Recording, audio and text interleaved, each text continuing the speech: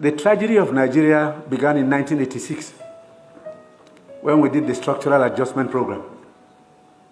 When we were persuaded to devalue our currency every week for 32 years. When I went to school, and many of you are here, the naira was $1.50. The naira was almost £1 sterling. They came here, persuaded some brilliant men from Harvard and the World Bank that weekly devaluation was wonderful. 32 years of devaluing your currency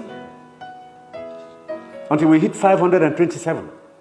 And they were still telling us that the naira was still overvalued. That brought poverty, misery upon us. Then interest rates went to 30%.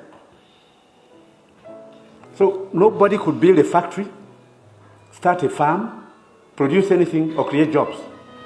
Because every time you bring in a shipload of rice, you also bring in a shipload of unemployment. Because you are transferring your wealth to sustain other economies. Somehow, Nigerians didn't notice it. So we became a nation of importers. Toothpicks. Each year it cost us $18 million.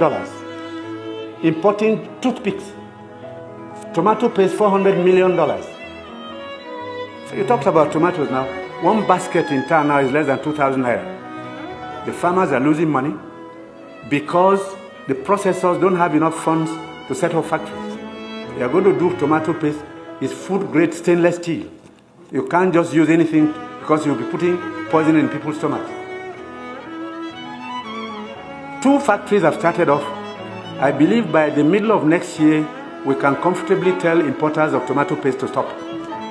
But when you do, you make enemies. Even the rice we're trying to reduce, we have enemies, heavy enemies, people who can kill if they have a chance, because you're spoiling their business. And let nobody take it lightly. These guys have seized this country's economy, they've taken us hostage, and they have no intention of giving up.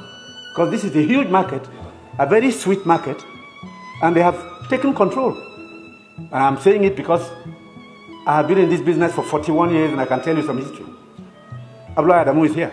Import milk, sugar, toothpicks, toothpaste, handkerchiefs, pencils. We don't make. To cure Nigerians of that malady will take a while. It will take a strong government. That's the truth. And they are not happy that we're cutting down. When we cut down, they lose money there. So you see all sorts of publications. We're telling lies. We're not growing rice. We're trying to demoralize the local farmers and make sure that the economy fails. That's the story of imports. Now, I read a story recently in the newspapers. The French ambassador, the champagne ambassador in Nigeria, gave an article to The Guardian. He said Nigerians love life. We're the biggest consumers of champagne on planet Earth, more than the French who make it. There are parties you attend in some places where they only drink champagne. Of course, the individual is free to spend his money, but his money comes from Nigeria's commonwealth. So on imports, it will take a while for us to get used to local goods and accept that we should consume what we produce and produce what we want to consume. So I take your point. We have to take stern measures to cut down on imports because these young boys and girls who have no jobs today are not going to allow us to carry on enjoying life at their expense. They need jobs. They need jobs. They are children. They've graduated, they've come back home to begin a second childhood because there's no factory to employ them. And the ministries can't take any more. But somebody is making sure you fail when you want to produce at home.